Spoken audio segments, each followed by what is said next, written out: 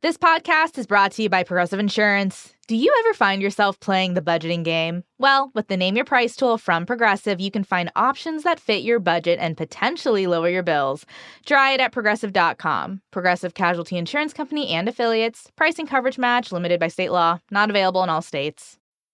This episode is brought to you by White Claw Surge. Great podcast pick, friend. No surprises there. After all, you're all about finding the tastiest flavors out there, just like White Claw Surge. And with big, bold flavors to enjoy, like blood orange, blackberry, cranberry, and more, it's time to go all in on taste. Unleash the flavor. Unleash White Claw Surge. Please drink responsibly. Hard seltzer with flavors. 8% alcohol by volume. White Claw Seltzer Works. Chicago, Illinois.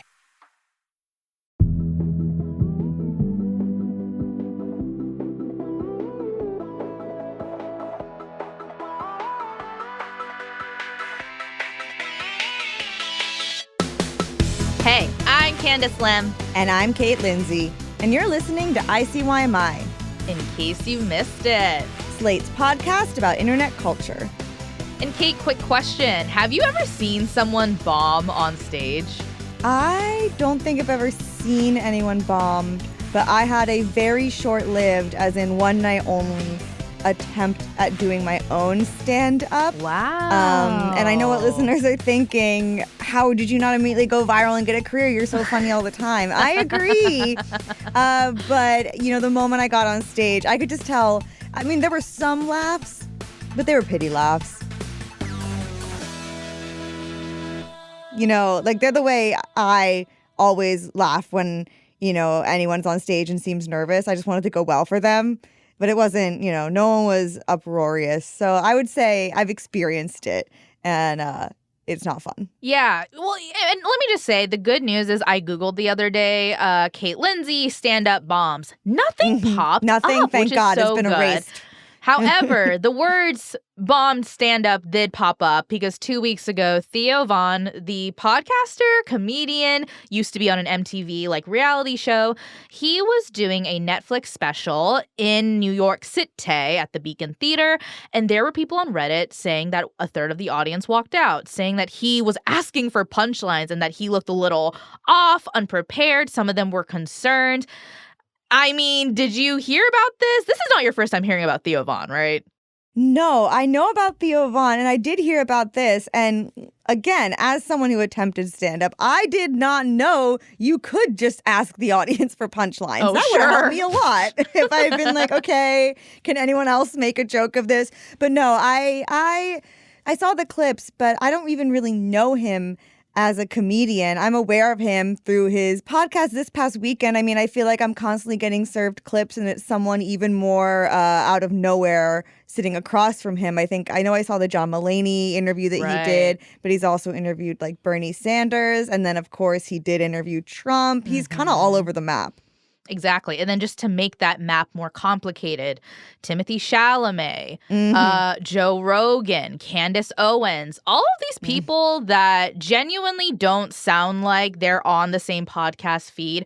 And yet I, too, have been inundated with Theo Von content because of this podcast. He does this thing where he has a funny cadence. He has like a fun voice. And he does sometimes drop like one-liners that become TikTok sounds and they go viral. And that's how they end up on my For You page. But man, I have such complicated feelings. He is on surface when I first encountered Theo Von. I found him kind of funny. And then I did the Google search and I did the Theo Von politics search. And I was like, I don't like him. I don't like his politics. And yet I still laugh. I feel like I'm constantly scared of this when I'm scrolling now, Candice, that I find someone funny and now I'm like, wait, I have to go check. Like, where do they stand on the issues? Like, did they perchance help Donald Trump get elected? You just never know anymore. Because it's more common than ever, especially thanks to the Manosphere creators who by day make comedy content, but by night are, considered somewhat responsible for Gen Z's shift to the right and ultimately Trump's election. And we've been wanting to talk about the Manosphere and the people in it, and Theo Von specifically, for a while. And I think we finally found the perfect guest to help us break it down. So when we come back, who is Theo Von? How did he go from a reality TV contestant to somewhat prominent political influencer? And why are our feelings about him so complicated?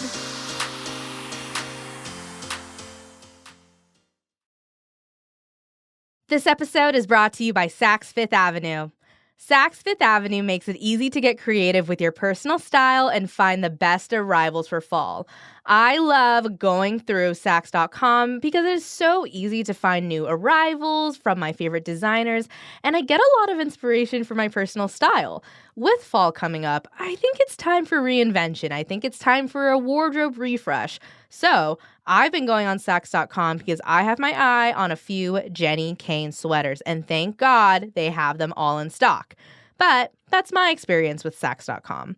There's so much more to explore based on your personal style and what you're looking for. So this fall, whether you're trying out the latest fashion trends or curating a closet that stands the test of time, Saks has you covered. Whether it's a date night, a vacation, a special occasion, or just lounging in style, Saks helps you find the perfect look for every occasion.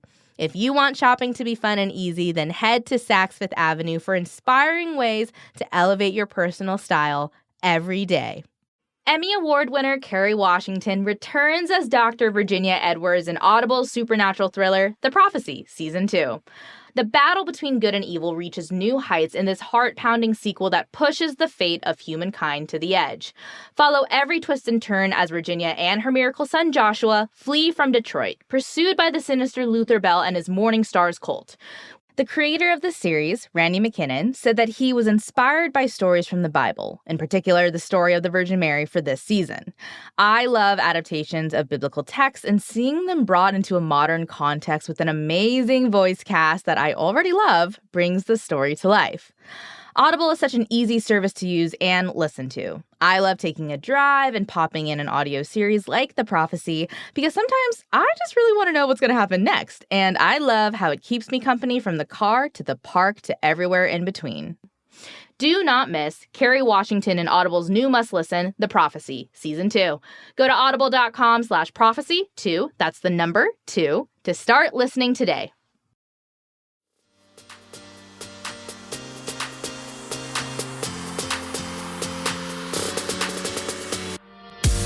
And we're back. And joining us on the show is a culture writer focusing on pop culture and internet culture. It's Aja Romano. Hello, Aja. Hello. It's nice to be back. So nice to see you again. Now, this will be an interesting topic. This will be a fun topic because you've written many pieces for Vox about one Theo Von, who, man, I don't know about you, but I have such complicated feelings about this person. And I want to get into where did he come from? How did he get so successful despite being so hard to pin down politically and socially? I want to start with this. How did you come to Theo Von? I came to him basically just by way of my reporting because I had already written a lot about Joe Rogan, who is so influential and has so many has cast such a long shadow over both comedy culture and podcasting culture. And he's sort of spawned a lot of these offshoots. He has a lot of sons. Yeah. Large adult sons. Rogan Juniors, yes. Yeah. And I think Theo Von is really like in that model. They both have very similar backgrounds. They both came up through MTV reality show culture and then moved into stand-up. I think they were both doing stand-up all along. And I think stand-up culture is such a huge part of this conversation. So once I was doing a lot of reporting on podcasting and also doing a lot of reporting on stand-up comedy. So those two things kind of naturally led to Theo Von, basically. Yeah. And Kate, actually, how about you? What do you know about Theo Von? Where are you coming to this from? TikTok clips. I think yes. We all know, and as you and I are desperately trying to latch onto podcast clips can do really well on TikTok. And so I just kept seeing this guy showing up, talking to all manner of people, mostly men, out of context. And then again, TikTok sounds, his voice. I didn't, you maybe don't realize, but then when you hear it, you can't unhear it. His voice is the voice in a number of popular TikTok sounds that are totally removed from his content. Yeah, that's exactly how I'm coming to it as well, because I would say that Theo Von has appeared on my For You page, but it's not him. It's actually a lot of women, young women, politically very benign, making TikToks that are very simple of like, when they get my fast food order wrong, and then it's Theo Von's podcast clip of him being like, oh, I think a woman should be able to kill one man a month. Let me just slam my head in the car door of my Honda Civic. That's how much I'm worth. What's that? He has like a disease or something where you can't talk. He had a stutter. When I was born, some of the doctors said I had the rib cage of a large cat. And some of the doctors said I had the heart of a lesbian. But as you can tell, he has this pretty deep Southern accent. He's from this small Louisiana town. I do feel like it's very important to note, this man is 45 years old. Let that sit. That was shocking. Let this sit. I remember I found that out from my husband, and it took me a few days to recover from that news. But I think that tells you how well he's branded himself as, you know, this like very working class dude bro who's like eternally playing beer pong, you know? Like something I'll also say is even until now, I've not seen a single clip of this man doing stand-up. Like, he has become such a, like, ostensibly, though, that's part of his roots. I only see him sitting in that damn chair in his podcast studio. And so it's wild how, like, we were talking about this before we started recording, where as far as I'm concerned, like, Theo Von was born out of an egg, like, 3 years ago, looking exactly how he looks now. Like, he just emerged. That's the best way I can describe it. So to find out he has this long history before this, I can't wrap my head around it. Yeah, I think that also tells us how what splintered the monoculture has become, because you know at one point, like, probably people would have known like what I think Road Rules is where he came from. Sure. Like his big break was Road Rules. I have never seen that. I've only seen clips of that. I've never seen the show. But I think at one point we would have been like, as a culture, oh, Road Rules. And now nobody has any idea what that is. You know, we've splintered really our understanding of what is influential and what is a big breakout hit, because now everybody is just listening to so many different things. We're consuming so much different types of media, but in the meantime, podcasting has gotten bigger than ever. So, and it's more accessible than, you know, a lot of other types of content. So it's really easy to only see him via his most accessible platform, which is podcasting. Exactly. What is his podcast about? Like, what is it? I mean, he basically just talks to his friends, which is a very, very, like, prolific genre of podcast. Sure. And I feel strange using the word podcast also to talk about this, because as you know, he's actually on camera the whole time. Sure. And that really, it might sound like that's like nitpick, but it really isn't, because when we think about what makes a podcast, as you know, if I say something wrong, if I get something factually incorrect, you guys can stop this recording, go fact check me, and edit in the correction later, right? But you can't do that. Yeah, actually, a SWAT team will drop down in your home if you say something wrong that we've sent them. Right. I will be canceled in real time, and then you'll edit it for maximum effectiveness later. But you can't do that on a live stream. So the line between where podcasting is and where live streaming is has really become blurred, because everybody just calls all these things podcasting. But that makes a difference in terms of what we think about when we think about how to keep these people accountable for what they do and what they say on air, because nobody is editing them, nobody is fact checking them in real time, you know. So, and they're not journalists, which gets to be a problem at some point. So yeah, and that's actually one of the harder things for me, which is to define Theo Von's literal job, because, you know, he had this like reality TV career. He was on like multiple MTV reality shows. If anything, he was giving like Rob. He was giving Boston Rob at some point. I'm just like, that could have been him. And then he ends up doing stand up, and he has like some moments. But I think in 2016, when he starts this past week in his podcast, that's when things really explode, and he really becomes one of the forefront of not only like Manosphere content, but he really is one of Joe Rogan's sons at this point.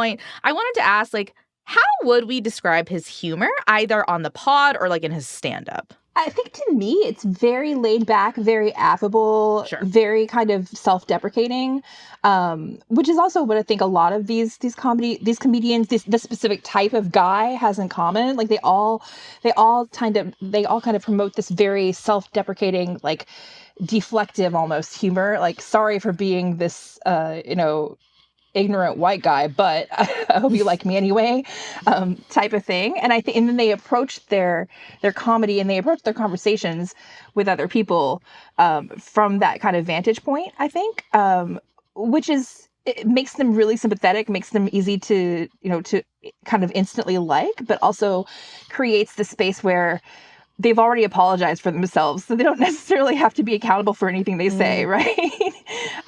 Which I think also is something that Joe Rogan kind of perfected, that whole ethos. But I think what Theo Von does really well is he does it with this very kind of, like I said, just very laid back, affable, low stakes type of presentation. He's just a dude hanging out with other dudes, playing ping pong, playing beer pong. Maybe ping pong. Party Supreme. They could be wholesome. Ping pong is a much different vibe. Yeah. but yeah, like he's kind of like so Max Reed last year kind of labeled all these people dipshits. Yes. Yep. Yeah, there was he wrote it as the dipshit outreach strategy. Right. Yes. So, but I think what Theo Von does really well is he doesn't necessarily, he kind of acknowledges that he's a dipshit, but he makes that seem like a value add instead of something that should deflect your interest in him as an influencer. Because when he's talking to other people, you get the sense that, oh, he's just one of the guys. He's just like you. You could be this dumb sometimes and it's okay, Yeah. And why that, on the surface sounds like, oh, a curious doofus. What's the problem with that? But sort of when Max Reed was defining them as dipshits and called it the dipshit outreach strategy, he was referring to basically the Trump administration. This is before the election. So many members of that party went on podcasts like Vaughn, where, he's not going to push back on anything. And he humanizes these people. And he's kind of, Seth Simons also described him as the quintessential useful idiot. Seth Simons is like a comedy journalist. He wrote, with scant critical capacities or object permanence to speak of, Vaughn offers an empty vessel for his subjects to fill with their own agendas and ideologies, which he's often all too happy to co-sign. So there's like two sides of this like curious doofus, happy idiot coin. Right. And I think Mark Maron had a recently viral clip where he was kind of basically mocking Theo Von on his own stand-up show. Where he was like, "Hey, Hitler," like. And I don't know if you guys saw that, but basically he was pretending to be Theo Von interviewing Hitler. The way that Theo Von interviewed Trump with that same type of, "Hey, dude, what's up?" Yeah. How about Auschwitz? Like just not complete lack of accountability, complete lack of journalistic sensibility. Yeah. Treating him like he's just another guy. And I think that's really what appeals to a lot of the people who listen to Theo Von, because these are people who have been, consuming the same type of mainstream media diet that many other alienated young men have been consuming for the last decade or so, where they're constantly being told that that woke liberalism is the problem, while also being told about their own sense of alienation, and their own sense of disenfranchisement. And so this guy who's very low stakes, who's just like, look, why don't we just treat all of these people like they're normal? Why don't we treat all of these people like they're just like us? You don't have to think about that. You don't have to bring any type of critical thinking to the interview, either as a listener or as an interviewer. And it's so low stakes, and you just get to sit back and enjoy your parasocial relationship with this guy in a way that is easy.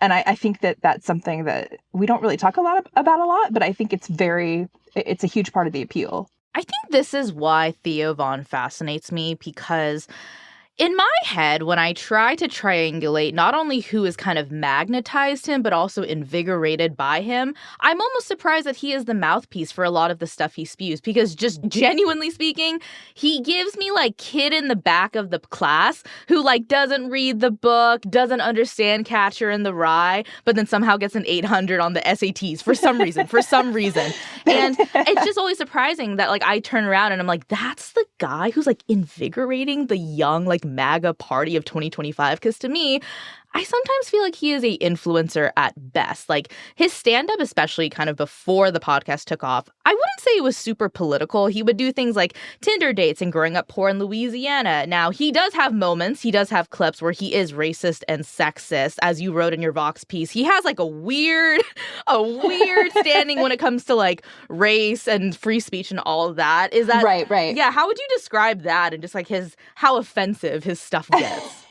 It's very much like Rogan in the kind of just asking questions type of approach to divisive issues, but also he really leans heavily on his working class Louisiana upbringing, where he grew up in a racially diverse neighborhood.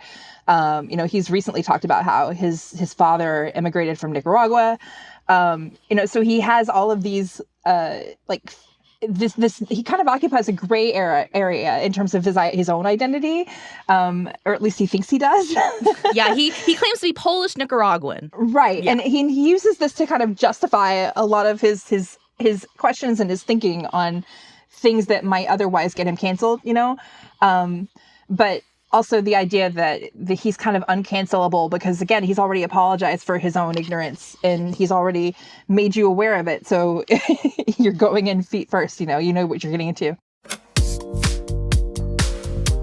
We'll continue our conversation about Theo Von and the Dude Bro podcast universe after this final break.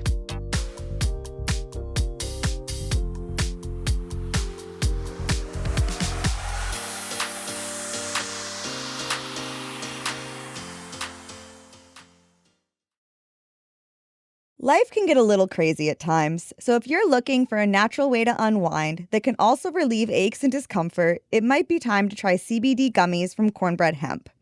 Cornbread Hemp CBD gummies are made to help you feel better, whether it's stress, discomfort, or just needing a little relaxation. Designed to help relieve discomfort, stress, and sleeplessness, Cornbread Hemp CBD gummies are formulated to work with your body, not against it. And they only use the best part of the hemp plant, the flower, for the purest and most potent CBD. All products are third-party lab tested and USDA organic to ensure safety and purity. And with Cornbread Hemp, you can count on fast shipping and reliable customer service. Right now, ICYMI listeners can save 30% on their first order. Just head to cornbreadhemp.com/ICYMI and use code ICYMI at checkout. That's cornbreadhemp.com/ICYMI, code ICYMI. Hello, Finney. You killed me. But did you think our story was over? It's the grabber. On October 17th. You're dead. Dead is just a word. From the director of Sinister and The Black Phone, Ethan Hawke. What do you think happens when you die? It's time to find out. Black Phone 2, only in theaters October 17th, rated R. When it comes to what your family eats and drinks, you know your choices matter. You're the expert because you know what fits your life. And getting it right starts with good information. That's why America's beverage companies are sharing more information about our ingredients at goodtoknowfacts.org. No spin, no judgments, just the facts straight from the experts for more than 140 beverage ingredients. Visit goodtoknowfacts.org.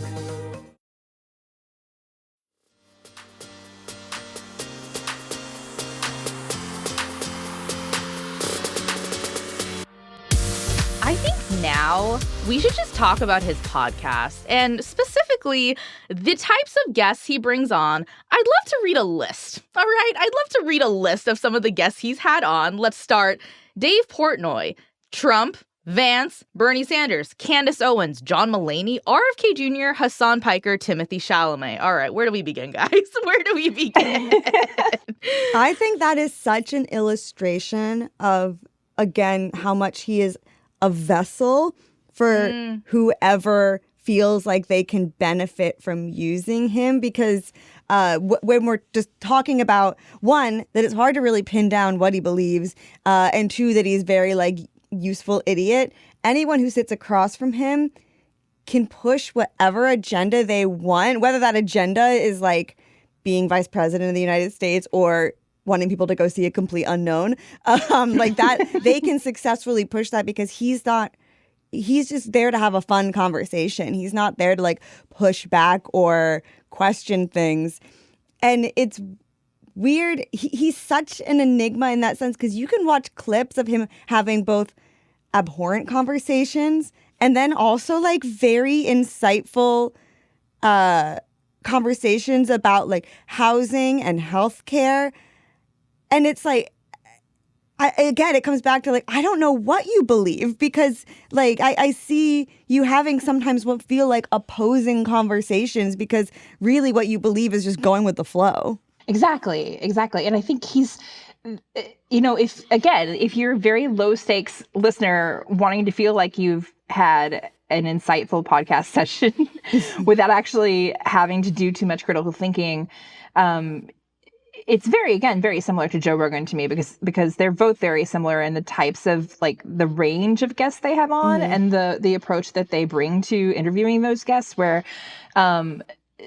the audience feels like they're having like they're listening to a meaningful conversation, but at the same time there's no consistency in pushback. There's no consistency in what Theo Von himself thinks. So the idea that he's an empty vessel also means that he doesn't really have an original thought.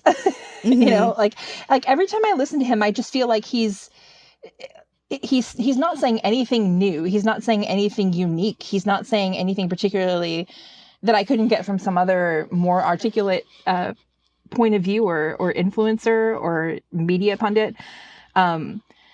But he's saying it in a very approachable way, and I think that that's sort of the thing here. When we have created this culture that is so reliant on influencers, we've sort of allowed them to stand in for actual expertise, and we don't really have any way of vetting these people who come up with no actual experience in anything, no actual, scholarship or no actual pedigree, no actual sign that they should be an authority on a thing, right? And in Theo Von's case, he's not an authority on anything except comedy, right? Which is all about being approachable and going with the flow.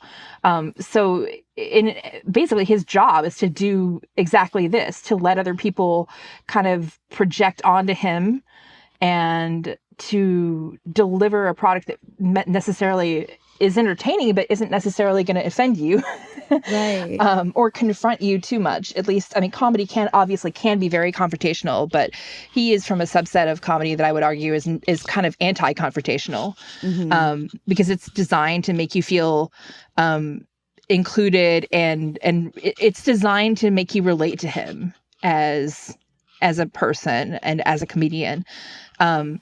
But that means that every single person he has on, he has to relate to, regardless of what they're there for, what their point of view is, what their platform is, what their agenda is.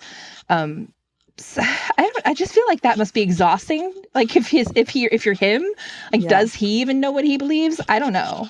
Probably not, because this is a 45-year-old man who pretty much will just go wherever the Google Cal tells him to go. He'll be like, all right, I'm logging in. We're talking like broadly about he lets these people on and doesn't really challenge them. But I want to just like hit on some specific people who have come on and things he's either like left unchallenged or things that he's actively said. I mean, so like Tucker Carlson came on in 2023. Theo doesn't challenge Tucker when Tucker is defending RFK Jr. and saying that there's this recognition that people get, quote, hurt all the time by vaccines. He doesn't challenge that.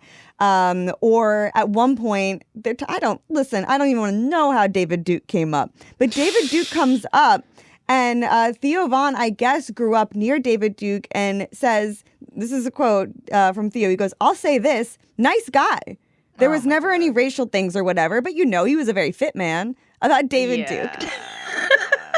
He claims that they like worked out together, which hey, sure.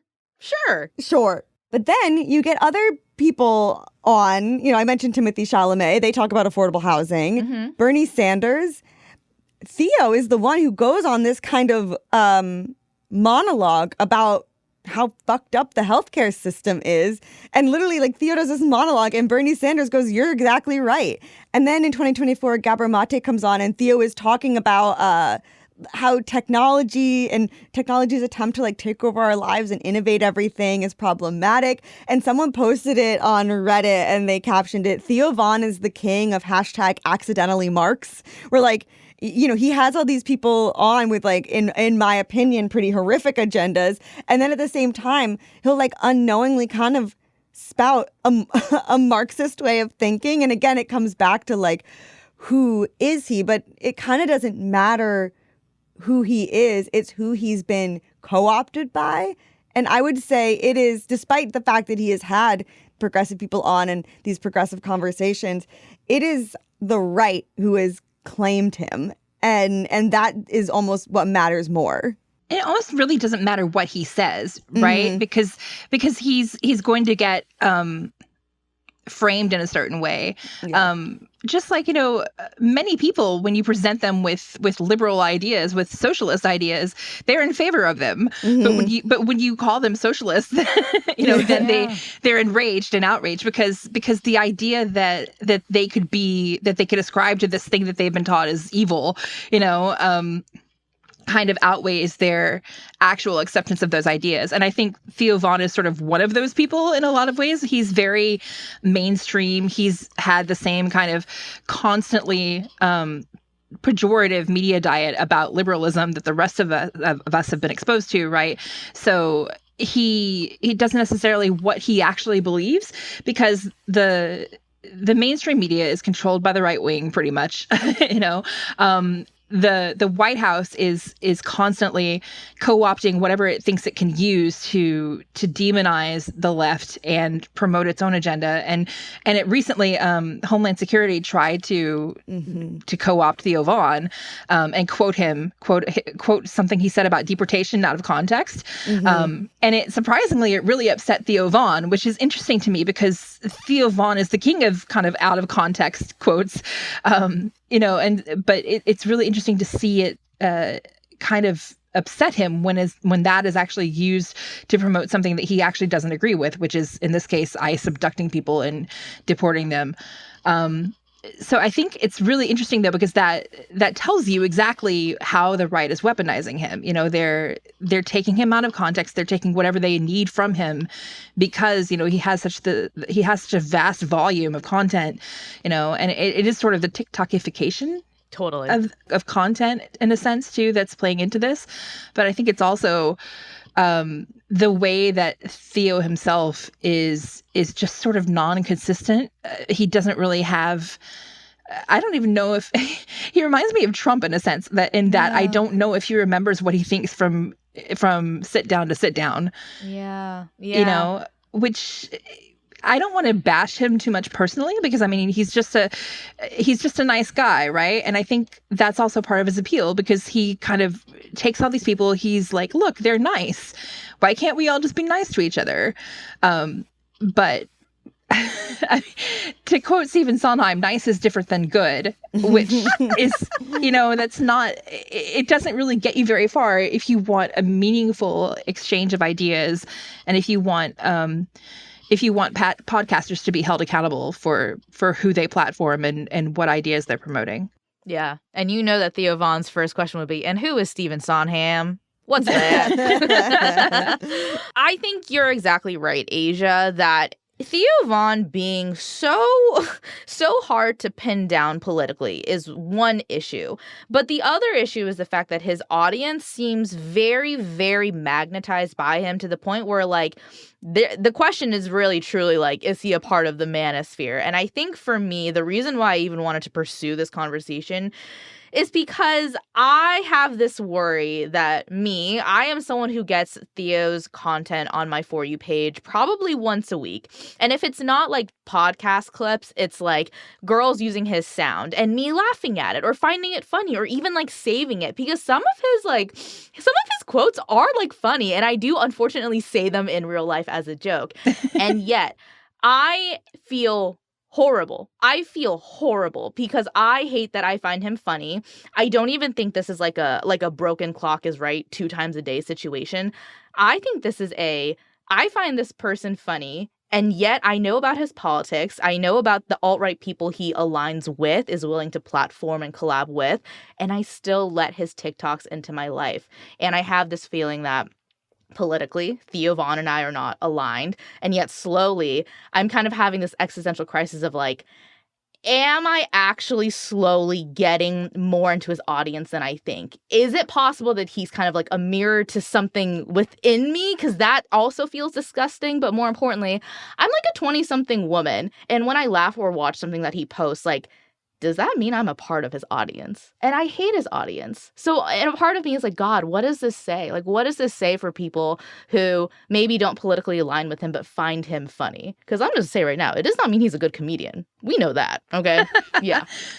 Well, I think a lot of things can be funny that aren't necessarily a measure of quality, right? And I think also you're talking about him specifically in the context of TikTok, when you actually don't get to choose what you let into your life, because you have chosen to let the algorithm serve you content, right? And you could basically curate that by not going on TikTok. Not an option. Continue. Exactly. And I don't mean to police what anybody does, but when you have to be aware that when you go on TikTok, TikTok is to some degree going to choose for you. Yeah. And so when you're laughing at him, you're also kind of, it's not necessarily that you're choosing to let in his content, but that you have been presented his content and you don't find all of it offensive. But because you're not seeing the offensive content, right? TikTok isn't serving you the offensive content. TikTok isn't serving you, him dropping the N-word. And the fact that you're aware, I think puts you ahead of many people, because a lot of people are just going to mindlessly consume this and not really even look beyond what they consume to even know who Theo Von is beyond, outside of these things that they've laughed at. And, to some degree, we've seen that with Charlie Kirk too, where people don't really see the other side of his beliefs, to the point that we wound up having two completely different conversations about who he was as an individual after his death, right? Because people are only seeing one side or the other of this person. And I think you can find him to be multifaceted, and find him to be funny sometimes. And I think that's okay, because it doesn't necessarily mean that you are a part of his audience. It means that you're engaging critically with the content that you consume, especially when you don't always have a choice about what content you consume. It also feels like a testament to how splintered Theo himself is, because when it's like Candice is getting a different Theo than than my husband probably gets when he's scrolling. And then also anyone getting Theo through TikTok in general is getting a different person than like the comedian or the reality star. Like it's kind of like a function of this, like the sponge that he has made himself, that like he can, it's another example basically of how he means different things to different people based on how they choose to relate to him. But also, I think the most interesting thing about Theo Von to me recently has to do with what you brought up before this, Aja, which is the Department of Homeland Security video. And so basically the initial video, because I was watching videos of him talking about this, is like a fan ran up to him and was like, my friend, or I can't remember quite the connection, but my friend is getting deported tomorrow. Can you make a video for them? And Theo didn't quite, kind of didn't know what to do. And so he just says bye to the camera in a parking lot, like, and so that's what basically the Department of Homeland Security took, and they made kind of a fan cam with the audio of like, bye, like which really, is disgusting, by the way, really gross. And then once they posted it, though, it was kind of like, if it isn't the consequences of my own actions, he quote tweeted it and said, DHS, I didn't approve to be used in this. I know you know my address, so send a check. And please take this down and please keep me out of your, quote, banger deportation videos. When it comes to immigration, my thoughts and heart are a lot more nuanced than this video allows. Bye. And so that I thought that was interesting. I mean, again, he made the initial video, but then to see how it was being used. Basically, what I think is interesting is that this isn't the only instance of him chafing against basically the consequences of allowing himself to be co-opted by the right. And it's perhaps forcing him to actually articulate how he feels about things, because he didn't like that. Another kind of way that he pushed back against the right who co-opted him is when J.D. Vance came on, there was a whole little back and forth about releasing the Epstein list. And J.D. Vance says, like, we got to release that list. And someone posted that clip now that, of course, they're doing everything they can to not release the list. And Theo quote tweeted the original clip and was like, yeah, what happened to this, JD? Like, you know, where didn't you want to release it? And then I would say one of the more significant shifts that Theo Von has done is he is one of the only people in that circle to be advocating for Palestine. And he has a clip of himself basically being like, I want to talk about this. It's on my heart. And he refers to it as a genocide. Like, those are bold words in his community. And all those things together, I don't know, maybe I'm being naive, and maybe, again, I'm just getting like my splinter of Theo as like woke king. But I think I want to hope that he is now perhaps facing the consequences of allowing himself to be co-opted, and it's forcing him to articulate his stance, and that like perhaps we could see him through this, like actually learn what he believes and advocate for it, rather than just allowing himself to be a mouthpiece for everyone else. You know, those are great points. And I think it also says something about the Manosphere at large, because he is not the only person who's kind of going through this kind of personal reckoning over their previous support of Trump. We've seen it from a number of different podcasters in that sphere. And I think it's so interesting because not to memify it, but it is very, I didn't know the leopards would eat my face. Right, know? Yes, yeah.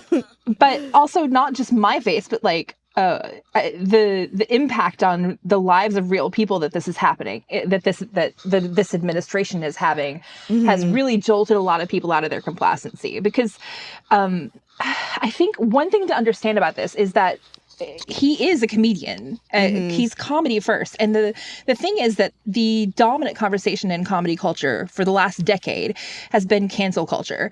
The only thing that people have been thinking about is, you know, free speech and the right to be offensive, the right to not to have annoying liberals jumping down your throat.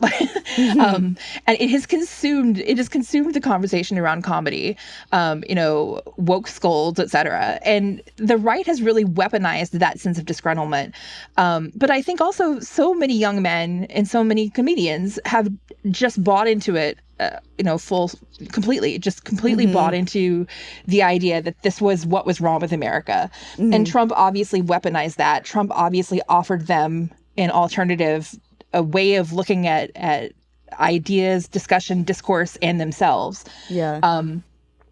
And I think for so many people, for so long, that was the thing that they prioritized, to the extent that even though liberals and progressives tried to warn people about Trump's real agenda, what he wanted to do, we were constantly dismissed. We were constantly told we were exaggerating or gaslighting people that, he's not going to do that. He says he's not going to do that. You know, even, you know, he's not going to enact Project 2025, even though he's hiring all of these people who are enacting Project 2025. Right. You know, like that type of thing we heard over and over again. And to some extent, that was the the discourse that reached people like Theo Von. You know, they never got, because Theo Von is too busy being a relatable, affable vessel who doesn't think too deeply about anything. He himself never got into the deeper specifics of what this previous election was about, you know, what was at stake for the majority of America. And now all of those things are coming, the pigeons are coming home to roost. Yeah. You know, I think the last 6 months have been a real wake-up call, and probably a lot of people are probably in a state of shock about it, honestly. I mean, I'm in a state of shock, and I knew it was going to happen, you know, just watching it happen. And I think for somebody like Theo Von, who has been so, you know, middle of the road, mainstream, unable to really, or unwilling to make waves, having to actually contend with the reality of what this administration is doing to his country and to people that he likes, you know, the effect it's having in Palestine, all of these things are probably way more serious than he wants to be. But he's kind of being forced to be because he's a human in the world. You know, not just as a podcaster, but I think as a human first, which I think is ultimately what he tries to be. He's having to contend with things that he's not used to contending with. And I don't think he's alone there. But I do think that it's interesting to see him actually doing it so openly, and making that a part of his podcast journey. Yeah, you're right to talk about how, like, he's not alone in this reckoning. And when you were talking, it really struck me how you're right. Like, before Trump was elected, they were able to bang on about, like, cancel culture and, like, you can't say anything anymore. And now Trump is elected, and ostensibly it's like, okay, here you go. You have it now. You can say whatever you want, and now they have nothing to say. It's like, it's kind of... And a lot of them are explicitly backing away from politics at this point. Right. It's like, this is what... You fought, quote unquote, for this so hard, and now it's like, okay, finally you can speak. And it's like, it's like, no, because you didn't actually have anything to talk about if you weren't sort of pushing back against this sort of now clearly made up cultural, like, force that was, again, it's just so, it's kind of like, I'm whatever, Comrade Theo, welcome, I guess. But it is like, it is, yeah, you're right. It is both, I guess, satisfying to watch and deeply, deeply frustrating. Well, it's also interesting, too, because I think to some extent, the disgruntlement that people are feeling now towards Trump, the podcasters, the dude bro podcasters specifically, to some extent, I think that their disgruntlement is just as uninformed as their support of him was previously. Like, it's all very vibes based. It's all coming from, you know, like, I think it's Andrew Schultz who was talking about how he was disappointed because Trump, he said he thought that Trump was doing the complete opposite of everything he said he was going to do. But he'd always said he was going to do these things. You know, like, it's just that he had a tendency to lie and a tendency to obfuscate what his real agenda was. But it was there if you were paying attention. It's just that a lot of that wasn't necessarily prioritized by mainstream media coverage of Trump. And it wasn't, and the message about what Trump's agenda, this administration really was, like, that never really got fully communicated to them. So now we're seeing a lot of what feels like betrayal on the part of these people who, had they really been journalists, had they really been trying to do serious, serious anything before this, they might have actually gotten a deeper understanding of what Trump was, what his agenda was, what he wanted to do that he is now doing, you know, and it would have been nice if they had been informed before they, you know, platformed him to millions of their fans. But again, that's sort of where we are now, where we have influencers instead of experts and instead of journalism and instead of accountability culture, because they definitely don't want accountability culture. So this is kind of the outgrowth of the thing that they fought so hard for.